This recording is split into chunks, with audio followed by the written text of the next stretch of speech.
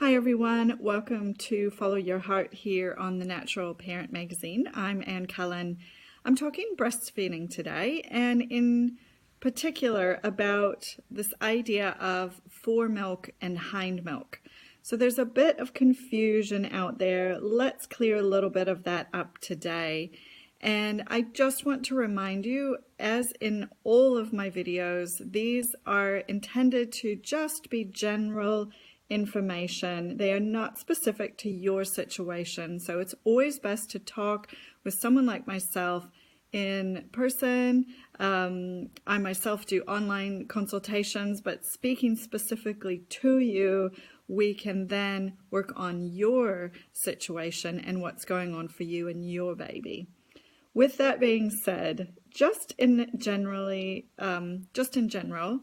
let's talk about milk production and how this all works.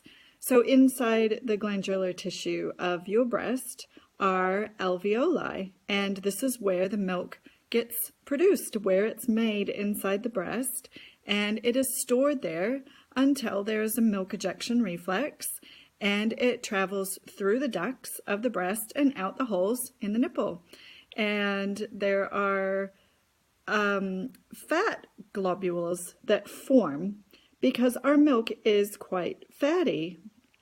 And what happens is those fat globules can stick inside the alveoli, and they are the last thing to come out. So you might notice, those of you who have expressed or pumped your milk, you may notice that sometimes that container of milk looks much more watery and there's a much thinner layer of fat on the top, and sometimes that layer of fat on the top is thicker. So this is what people are saying, foremilk is more watery or less fatty and hindmilk is more fatty. Well, really all that's happened is as the breast is becoming more and more empty, those fat globules are released from the alveoli and into the ducts and then out in, through to baby or the pump or whatever. So if we are keeping the breast fairly full, if you have this massive supply and you're switching baby back and forth and they're really not getting the breast more emptied, remembering it's never empty, but getting it more empty, then it's not really allowing as much of that fat to come out. So that's what's happening there. So how concerned do we need to be about this? Well, like I say, generally speaking, we don't have to be concerned at all. Over a 24-hour period, by the time your baby is around 6 weeks old, they're all taking in about the same amount of milk. Give or take a few mils, give or take a few ounces, okay? But relatively the same, depending, of course, on their size. Now, over a 24-hour period, they're all getting about the same amount of protein, about the same amount of fat, about the same amount of sugars, which is the lactose, all of that stuff, roughly the same amounts. So we really don't need to worry about it feed to feed.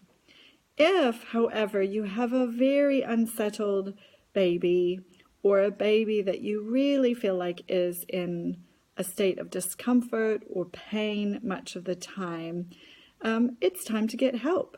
If you have a baby who's not gaining very much weight at all, then it's time to get help. If you have a baby that's gaining amazing amounts of weight, like way more than really a healthy baby needs to, then your baby could be a little bit uncomfortable, but it's really nothing to worry about. Remembering your breast milk is like the best brain food on the planet.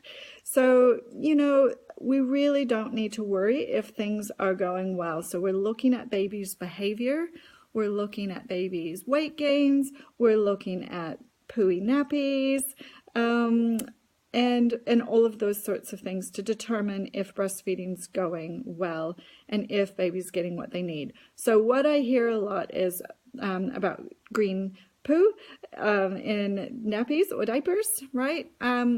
Generally speaking, this isn't even a problem. We really are quite obsessed about this green poo thing.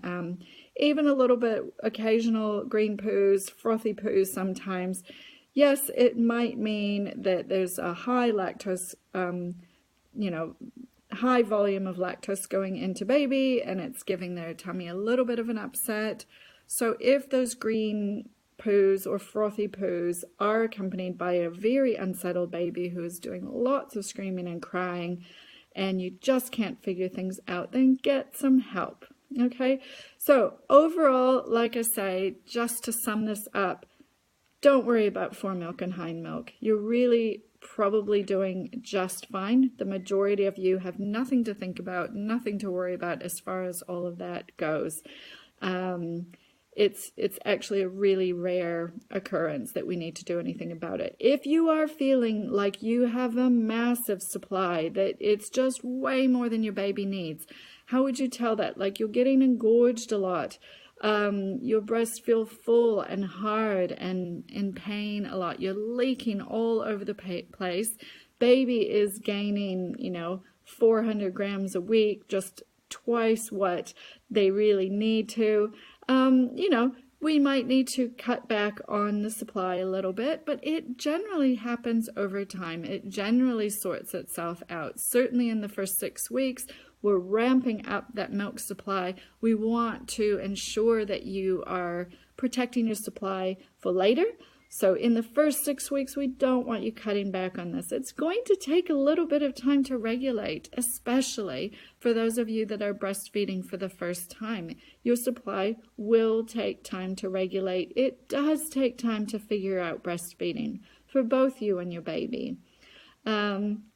So don't expect things to have resolved so quickly. Don't assume that there's a big problem because your supply is a little bit all over the place if it's still really early days. Now, if it's moving beyond 6 weeks and you're still really, really struggling, again, get some help. So I hope some of that helped.